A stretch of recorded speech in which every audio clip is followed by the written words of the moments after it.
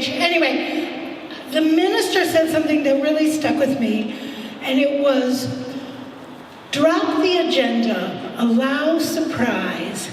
Drop the agenda, allow delight. And that really resonated with me. It felt liberating, like I don't have to try to control everything to get what I want. I can just drop the agenda and let the universe unfold the way it's going to unfold. So I was thinking about that on my way to a Tinder date. You know, we'd gone from Tinder to texting, to dirty pictures, you know, to talking, to lunch. And I go, and I mean, and he's like, you know, not that looks are important, but they're not important. And I mean, he looked like he could advertise paper towels. Do you know? I mean, like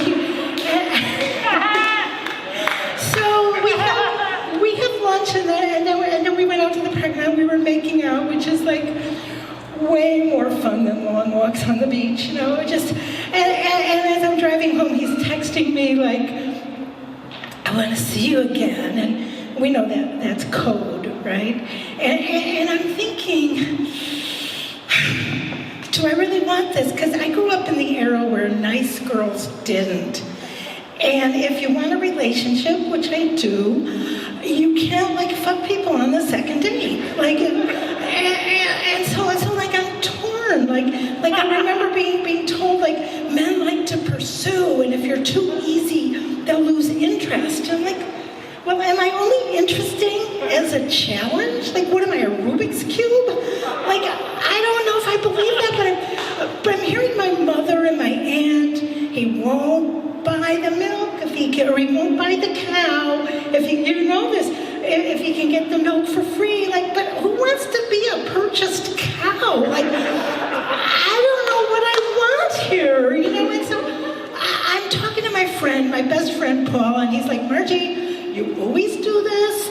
You say you're okay with casual sex, but you're not. You want a relationship. And I mean, he's seen me go through this turmoil over and over when, you know, I'm hooking up, but I want more. And then, you know, and then he's been there for me, right? He's been there for me. He cares about me. I should listen to him. And he hasn't had sex in 5 years. Like, I should listen to him. You know, and he's like, Margie, you're reckless. I'm like, I'm not reckless. Like, all my lovers had a negative COVID test. He's like, but you're reckless with your feelings. And I'm like, I guess so, but does casual sex really mean you're not going to have a relationship? I mean, it worked out for Julia Roberts in Pretty Woman, right? It starts out, he hires her for sex, and then he falls in love, and all his like deep-seated dysfunction and inability to feel like melts away by her extravagant toothiness. You know, this could happen. And then the other factor, though, that I'm thinking about is, I know what I look like. Do you know what I'm saying? Like on my profile, I put curvy, which we know is code, right? The technical term is morbidly curvy. So when a man's attracted to me, I am surprised and I am delighted and I don't expect it. So I don't know what I'm going to do, because I'm thinking, I think my friend Paul's right. Casual sex, in my head, I'm imagining years in the future we're going to tell the story. Oh, it started out sex, but by this time in my fantasy, he's paid off my mortgage and organized my Tupperware.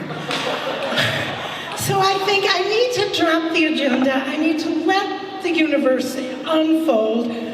I'm going to go for it. I am just going to go for it, see what happens.